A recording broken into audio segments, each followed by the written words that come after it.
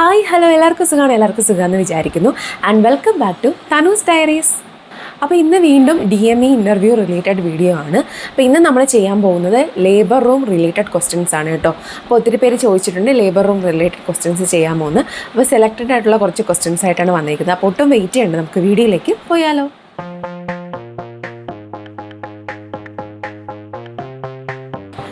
അപ്പോൾ ICU nursing പോലെ തന്നെ ലേബർ റൂം എന്ന് പറയുന്നത് വളരെ ഇമ്പോർട്ടൻ്റ് ആയിട്ടുള്ളൊരു ഏരിയ ആണ്. സോ ലേബർ റൂം റിലേറ്റഡ് ആയിട്ടുള്ള ക്വസ്റ്റ്യൻസ്, അല്ലെങ്കിൽ നിങ്ങൾ ലേബർ റൂമിൽ വർക്ക് ചെയ്യുന്ന ഒരു നേഴ്സാണെങ്കിൽ കുറച്ച് അഡ്വാൻസ്ഡ് ആയിട്ടുള്ള കാര്യങ്ങൾ ചോദിക്കാം. നമ്മൾ ഏറ്റവും കൂടുതൽ ഇമ്പോർട്ടൻ്റ് കൊടുക്കേണ്ട ഏരിയാസിനെ പറ്റിയാണ് ഞാൻ പറയാൻ പോകുന്നത് കേട്ടോ. അപ്പോൾ ഫസ്റ്റ് ആൻഡ് മോസ്റ്റ് ഇമ്പോർട്ടൻ്റ് എന്ന് പറയുന്നത് നമ്മൾ OBG ഒബ്സ്റ്റാറ്റിക്സ് ആൻഡ് ഗൈനക്കോളജി പഠിക്കുമ്പോഴത്തേക്ക് മെയിനായിട്ടുള്ളൊരു കാര്യം നമുക്കിപ്പോൾ PSC പരീക്ഷകളിലായാലും നമ്മൾ റൈറ്റിംഗ്സ് എക്സാംസിലായാലും മെയിൻലി ഇൻ്റർവ്യൂവിൽ ചോദിക്കാൻ പറ്റുന്നൊരു ടോപ്പിക്കാണ് പോസ്റ്റ്പാർട്ടം ഹെമറേജ്. വളരെ ഇമ്പോർട്ടൻ്റ് ആയിട്ടുള്ളൊരു കാര്യമാണ് പോസ്റ്റ്പാർട്ടം ഹെമറേജ്, അതിൻ്റെ കോസസ്, അത് നമുക്ക് എങ്ങനെ മാനേജ് ചെയ്യാം, അതെങ്ങനെ പ്രിവെൻറ്റ് ചെയ്യാം, അങ്ങനെയുള്ളൊരു ക്വസ്റ്റ്യൻ നിങ്ങൾക്ക് ഉറപ്പായിട്ടും വരാം. കാരണം വളരെ ഇമ്പോർട്ടൻ്റ് ആയിട്ടുള്ള ടോപ്പിക്കാണ്. ഏറ്റവും കൂടുതൽ പോസ്റ്റ് നേറ്റൽ ആ പീരീഡിൽ ഡെത്ത് സംഭവിക്കുന്ന ഒരു കാര്യമാണ് ഈ പോസ്റ്റ്പാർട്ടം ഹെമറേജ് എന്ന് പറയുന്നത്. സോ അത് ഒരു നഴ്സ് എന്ന ലേബർ റൂം നഴ്സ് എന്ന നിലയിൽ അതിനെ പറ്റി എന്തൊക്കെ അറിവ് നിങ്ങൾക്കുണ്ട്, അത് നിങ്ങൾ എങ്ങനെ അത് പ്രിവെൻറ്റ് ചെയ്യാൻ വേണ്ടി എന്തൊക്കെ മെഷേഴ്സാണ് നിങ്ങൾ സ്വീകരിക്കുന്നത്, പിന്നെ അതിൻ്റെ കോസ് ടൈപ്സ് എല്ലാം ചോദിക്കാം. സോ നിങ്ങൾ അതൊന്ന് നോക്കി വെക്കുക കേട്ടോ. So the probable question എന്ന് പറയുന്നത്, if a patient develops sudden postpartum hemorrhage after delivery, what are your immediate nursing interventions? So ഒരു പേഷ്യൻ്റ് പോസ്റ്റ്പാർട്ടം ഹെമറേജ് വന്നാൽ നമ്മൾ ഇമ്മീഡിയറ്റ് ആയിട്ട് എന്ത് ചെയ്യുമെന്നാണ്. സോ ഫോർ എക്സാമ്പിൾ ഞാനൊരു ആൻസർ ഇവിടെ പറയാം. First, I would call for help and activate the obstetric emergency protocol. I would immediately perform uterine massage to encourage contraction and assess the bladder or catheterize. Then simultaneously I had check vitals and start a second wide bore IV line for fluid resuscitation. I would administer oxytocin as per the doctor's orders. അപ്പോൾ അങ്ങനെയുള്ള കുറച്ച് management's immediate ആയിട്ട് നമ്മൾ ചെയ്യുന്ന കാര്യങ്ങളുണ്ട്. So അതൊക്കെ അവിടെ work ചെയ്യുന്നവർക്ക് അറിയായിരിക്കും, നിങ്ങൾ മാനേജ് ചെയ്തിട്ടുണ്ടായിരിക്കുമല്ലോ. സോ അതൊക്കെ എന്ത് ചെയ്യുക, കറക്റ്റായിട്ട് പറയുക. ദെൻ നെക്സ്റ്റ് ക്വസ്റ്റ്യൻ എന്ന് പറയുന്നത്, what is the significance of the alert line and action line in A partograph? Okay, നമ്മളിപ്പോൾ ലേബർ റൂമിലായിരിക്കുമ്പോൾ അറിയാം, പാർട്ടോഗ്രാഫ് എന്ന് പറയുന്നത് ഒരു ഇമ്മീഡിയറ്റ് ആയിട്ടുള്ളൊരു അസസ്മെൻറ്റ് മെത്തേഡാണല്ലേ. സോ ആ പാർട്ടോഗ്രാഫിൻ്റെ എല്ലാ തരത്തിലുള്ള ക്വസ്റ്റ്യൻസും പഠിച്ചു വയ്ക്കുക. അതെങ്ങനെ ചാർട്ട് ചെയ്യുന്നു, സോ അതനുസരിച്ചിട്ട് എങ്ങനെയാണ് നമ്മൾ പേഷ്യൻ്റെ ഡെലിവറിക്ക് വേണ്ടിയിട്ട് പ്രിപ്പയർ ചെയ്യുന്നത്, എങ്ങനെ നമുക്കത് മനസ്സിലാക്കാം. സോ അതിനകത്ത് ഒരുപാട് കാര്യങ്ങളുണ്ട്, നമ്മൾ ഒബ്സർവ് ചെയ്യേണ്ട കാര്യങ്ങളുണ്ട്. സോ അതൊക്കെ ഒന്ന് നോക്കി വയ്ക്കുക കേട്ടോ. So the alert line starts at 4 cm dilation and represents the normal rate of cervical dilation. നമുക്കറിയാം അതിനകത്ത് cervical dilation എത്ര ആയെന്നൊക്കെ നമ്മൾ അത് നോട്ട് ചെയ്ത് വയ്ക്കും. സോ ഇതിനകത്ത് നമ്മളെ ക്വസ്റ്റ്യൻ അലേർട്ട് ലൈനും ആക്ഷൻ ലൈനും അതിൻ്റെ സിഗ്നിഫിക്കൻസ് എന്താണ് പാർട്ടോഗ്രാഫിൽ. So alert line starts at 4 cm dilation and represents the normal rate of cervical dilation. If the cervical dilation curve crosses the right of the alert line, it indicates prolonged labor. The action line is 4 hours to the night of the alert line. If she curves reaches this, it signifies that critical intervention, if necessary, to prevent maternal and fetal complications. So ഈ alert line action line വെച്ചിട്ടാണ് നമ്മൾ prolonged labour ആണോ, അത് നേരത്തെ labour നടക്കാൻ chance ഉണ്ട്, ലേബറിന് time ആയോ എന്നൊക്കെ നോക്കുന്നത്. സോ അത് അവിടെ വർക്ക് ചെയ്യുന്നവർക്ക് കറക്റ്റായിട്ട് അറിയാമായിരിക്കും. സോ അത് നിങ്ങളൊന്ന് പഠിച്ചു വയ്ക്കുക കേട്ടോ, അത് തമ്മിലുള്ള സിഗ്നിഫിക്കൻസ്, അതെങ്ങനെയാണ് ഐഡൻറ്റിഫൈ ചെയ്യുന്നത് എന്നൊക്കെയുള്ള കാര്യം. Next one is important question എന്ന് പറയുന്നത്, how do you identify fetal distress during the second stage of labour? So നമ്മളൊരു കുഞ്ഞിനെ ഭൂമിയിലേക്ക് എടുക്കാമെന്ന് പറയുന്നത് വളരെ അത്രയ്ക്കും നമ്മൾ കെയർ ചെയ്ത് പോകേണ്ട ഒരു കാര്യമാണല്ലോ. നമ്മളിപ്പോൾ വലിയ ആൾക്കാരെ ചികിത്സിക്കും പോലെയുള്ള ഒരു ന്യൂ ബോണിനെ നമ്മൾ ഭൂമിയിലേക്ക് ഇങ്ങനെ കൊണ്ടുവരിക, അത് അത്രയും കെയർഫുള്ളായിട്ട് ഒരു ഡാമേജും ഇല്ലാതെ ഒരു കോംപ്ലിക്കേഷനും ഒന്നും വരുത്താതെ അമ്മയും കുഞ്ഞിനെയും സംരക്ഷിക്കുക എന്നുള്ളത് വളരെ വലിയൊരു ദൗത്യമാണ്. അപ്പോൾ ഈ ഫീറ്റൽ ഡിസ്ട്രസ് എങ്ങനെ കണ്ടുപിടിക്കും, അല്ലെങ്കിൽ അതിൻ്റെ സയൻസ് എന്തൊക്കെയാണെന്നാണ് ഇവിടുത്തെ ചോദ്യം. സോ അതിനൊന്നും നിങ്ങൾ ഒരിക്കലും ഒരു ഡൗട്ട് അടിച്ച് നിൽക്കരുത്. ലേബർ റൂം നഴ്സ് എന്ന നിലയിൽ നമ്മൾ എന്ത് ചെയ്യണം, അതിനൊക്കെ കറക്റ്റായിട്ട് ആൻസർ പറയുക. So here some sample answers ഞാൻ പറയാം. I monitor the fetal heart rate, indicators of distress include persistent tachycardia. ഇപ്പോൾ fetal distress ഉണ്ടെങ്കിൽ ടാക്കിക്കാർഡിയ ഉണ്ടാവും, more than 160. ഓക്കെ, അല്ലെങ്കിൽ bradycardia less than 110 beats per minute or late decelerations on the CTG.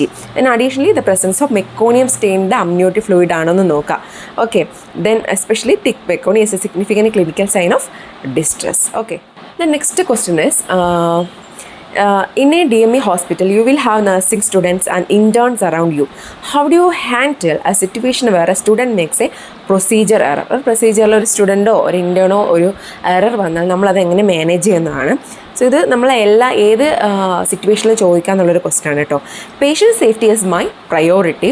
I would calmly step and to correct the error immediately to ensure the patient is not harmed. Okay, അപ്പോൾ പേഷ്യൻറ്റിന് ആ തെറ്റ് Ham ആയിട്ടില്ല എന്ന് നമ്മൾ ഒന്നുകൂടെ നമ്മൾ നോക്കുക, അതിനെ കറക്റ്റ് ചെയ്യാനായിട്ടുള്ള മെഷേഴ്സ് എടുക്കുക.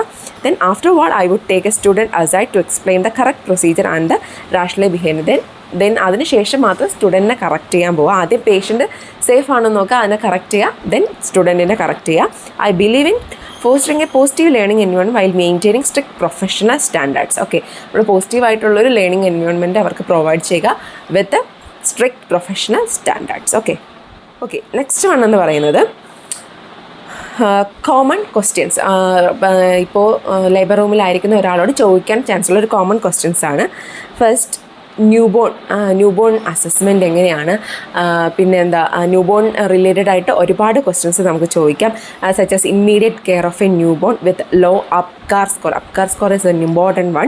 Then nursing management of eclampsia, pre eclampsia. നമുക്കറിയാലോ BP ഉള്ള പേഷ്യൻസിന് ഡെലിവറി ടൈമിൽ എക്ലാംസിയ, പ്രീ എക്ലാംസിയ ഒക്കെ വരാം. സോ അത് നമ്മൾ അതിൻ്റെ മെഗ്നീഷ്യം സൾഫേറ്റ് പ്രോട്ടോക്കോളൊക്കെ കറക്റ്റായിട്ട് പഠിച്ച് വയ്ക്കുക. Then handing A patient who refuses A necessary life saving procedure.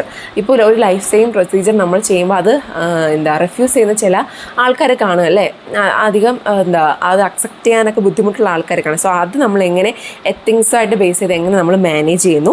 Recent national health programmes in Kerala, especially Ardra mission. So okay, അമ്മയും കുഞ്ഞുമായിട്ട് ബന്ധപ്പെട്ട എല്ലാ മിഷൻസും പഠിച്ച് വെച്ചേക്കുക കേട്ടോ, health government activities. Okay then ഇനി ഞാനിവിടെ ഷെയർ ചെയ്യാൻ പോകുന്നത് കുറച്ചധികം OBG റിലേറ്റഡ് അല്ലെങ്കിൽ ലേബർ റൂം റിലേറ്റഡ് ക്വസ്റ്റ്യൻസ് ആണ്. സോ ഞാനിവിടെ ആൻസർ എക്സ്പ്ലെയിൻ ചെയ്യുന്നില്ല, അതൊരു ലോങ് വീഡിയോ ആകുമ്പോൾ നിങ്ങൾക്ക് തന്നെ ബോറടിക്കും. സോ നിങ്ങൾ ഒന്ന് മനസ്സിലാക്കി ഇതൊക്കെയാണ് വരാൻ ചാൻസ് ഉള്ള ക്വസ്റ്റ്യൻസ്. സോ ഈ ഏരിയയിൽ പ്രധാനമായിട്ട് നമ്മൾ എന്ത് ചെയ്യുക, ഇതൊക്കെ വളരെ ഇമ്പോർട്ടൻ്റ് ആയിട്ട് നമ്മൾ OBGയിൽ പഠിക്കുന്ന കുറച്ച് ഏരിയാസാണ്. നമുക്ക് പ്രാക്ടിക്കൽ ലൈഫിലും നമുക്ക് വളരെ ഇമ്പോർട്ടൻ്റ് ആയിട്ടുള്ള കുറച്ച് ടോപ്പിക്സ് ആണ്. സോ അത് നമ്മൾ ആ ഏരിയ കുറച്ച് കോൺസെൻട്രേറ്റ് ചെയ്ത് പഠിച്ചു കഴിഞ്ഞാൽ ഇൻ്റർവ്യൂവിൽ നമുക്ക് നന്നായിട്ട് ആൻസർ ചെയ്യാൻ പറ്റും കേട്ടോ. So first one is obstetric emergencies പഠിച്ചു വെച്ചേക്കുക, such as eclampsia. How do you manage a patient having a seizure or eclampsia in the labour room. Then next question എന്ന് പറയുന്നത് നമ്മുടെ മെഗ്നീഷ്യം സൾഫേറ്റ് പ്രോട്ടോക്കോൾ ഒക്കെ ഇല്ലേ, സോ അതൊക്കെ ഒന്ന് പഠിച്ചു വെച്ചേക്കാം. നെക്സ്റ്റ് ഏരിയ എന്ന് പറയുന്നത് ന്യൂബോൺ അസസ്മെൻ്റ് ആണ്. അതിനകത്ത് ഒരുപാട് മെഷർമെൻറ്റ്സും കാര്യങ്ങളൊക്കെ വരുന്നുണ്ട്. സോ അതിനെപ്പറ്റി പഠിച്ചു വയ്ക്കുക. അപ്കാർ സ്കോറിനെ പറ്റി പഠിക്കണം. പോസ്റ്റ്പാർട്ടം ഹെമറേജ്, അതിൻ്റെ ടൈപ്സ് ഉണ്ട്, അതിൻ്റെ മാനേജ്മെൻറ്റ് ഉണ്ട്, ആക്റ്റീവ് മാനേജ്മെൻറ്റ്, പാസീവ് മാനേജ്മെൻറ്റ്, അങ്ങനെ കുറേ ടൈപ്പ് ഉണ്ട്. എമർജൻസി നിങ്ങൾ എങ്ങനെ ഹാൻഡിൽ ചെയ്യുന്നു, സോ അതിനെപ്പറ്റി പഠിക്കുക. നെക്സ്റ്റ് ഏരിയ എന്ന് പറയുന്നത് ആൻറ്റിപാർട്ടം ഹെമറേജ്. സോ അത് 2 ടൈപ്പ് ഉണ്ട്, അത് പഠിച്ച് വയ്ക്കുക. പാർട്ടോഗ്രാഫിനെ പറ്റി അതിൻ്റെ ഡീറ്റെയിൽ ആയിട്ട് അതെങ്ങനെയാണ് അസസ് ചെയ്യുന്നതെന്നൊക്കെ പഠിച്ച് വയ്ക്കുക. പിന്നെ നമ്മൾ ലേബർ റൂമിൽ യൂസ് ചെയ്യുന്ന ഇൻസ്ട്രുമെൻറ്റ്സ് ഇല്ലേ, അതായത് വാക്വം അങ്ങനെയൊക്കെയുള്ള ഇൻസ്ട്രുമെൻറ്റ്സ് ഇല്ലേ, സോ അതിനെയൊക്കെ പറ്റിയിട്ട് ഒരു ഐഡിയ ഉണ്ടായിരിക്കണം കേട്ടോ. നെക്സ്റ്റ് ഉണ്ടെന്നത് സിക്സ് ബാത്തിനെ പറ്റി ഒരു ഐഡിയ ഉണ്ടായിരിക്കുക. പിന്നെ ഇമ്മീഡിയറ്റ് കെയർ ഓഫ് ന്യൂബോൺ, അതായത് ഒരു ന്യൂബോൺ പ്രസവിച്ച ഉടനെ നമ്മൾ ന്യൂബോണിനെ എന്തൊക്കെ കെയർ ചെയ്യുന്നു, പിന്നെ എന്തെങ്കിലും എമർജൻസീസ് ഉണ്ടെങ്കിൽ അതൊക്കെ എങ്ങനെ ഹാൻഡിൽ ചെയ്യുന്നു, അതൊക്കെ ന്യൂബോൺ അസസ്മെൻറ്റ് എല്ലാം നോക്കി വെക്കുക. നെക്സ്റ്റ് നമുക്ക് അറിഞ്ഞിരിക്കേണ്ട ഒരു ഇമ്പോർട്ടൻ്റ് ആയിട്ടുള്ള കാര്യം newborn reflexes. Okay, normal newborn reflexes, abnormal ആയിട്ടുള്ള റിഫ്ലക്സസ് ഉണ്ട്. സോ അതിനെ നമ്മൾ എങ്ങനെ കാറ്റഗറൈസ് ചെയ്യുന്നു, അതെങ്ങനെ കണ്ടുപിടിക്കുന്നു എന്നൊക്കെ നോക്കുക. ദെൻ നോർമൽ ബർത്ത് വെയിറ്റ് പഠിച്ച് വെച്ചിരിക്കുക, നോർമൽ ലെങ്ത്. സോ അത് അങ്ങോട്ടും ഇങ്ങോട്ടും മാറിയാലൊക്കെ അതിന് ഓരോരോ ടേംസ് ഉണ്ട്, അതൊക്കെ കറക്റ്റ് പഠിച്ച് വെക്കുക കേട്ടോ. അത് വളരെ കൺഫ്യൂഷൻ ഉണ്ടാക്കുന്ന ടേംസാണ്. സോ അത് നമ്മൾ കറക്റ്റായിട്ട് പഠിച്ച് വെക്കാം. വേറൊരു കാര്യം എന്ന് പറഞ്ഞാൽ നമുക്കിപ്പോൾ വളരെ സോഷ്യലി നമുക്ക് വളരെ ഇമ്പോർട്ടൻ്റ് ആയിട്ടുള്ളൊരു കാര്യമാണ് പോസ്റ്റ്പാർട്ടം സൈക്കോസിസ് അല്ലെങ്കിൽ പോസ്റ്റ്പാർട്ടം ഡിപ്രഷൻ എന്ന് പറയുന്നത്.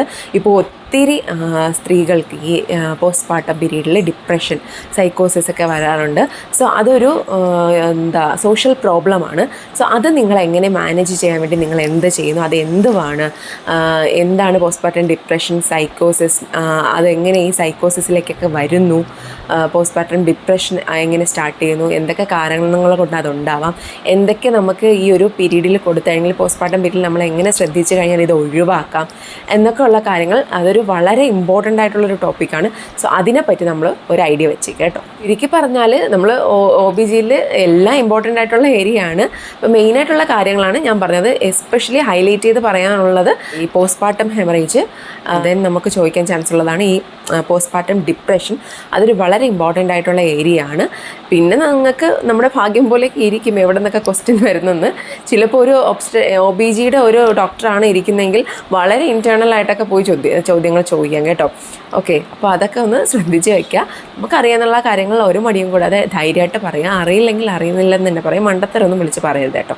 അപ്പോൾ ഇത്രയാണ് ലേബർ റൂമായിട്ട് റിലേറ്റ് ചെയ്ത് ചോദിക്കാൻ ചാൻസ് ഉള്ള ക്വസ്റ്റ്യൻസ്. അപ്പോൾ നിങ്ങൾക്ക് വീഡിയോ ഇഷ്ടപ്പെട്ടെന്ന് വിചാരിക്കുന്നു. ഇഷ്ടപ്പെട്ടെങ്കിൽ ലൈക്ക് ചെയ്യുക, ഷെയർ ചെയ്യുക, സബ്സ്ക്രൈബ് ചെയ്യുക. ആൻഡ് വീണ്ടും കാണും വരെ tata bye bye, see you again.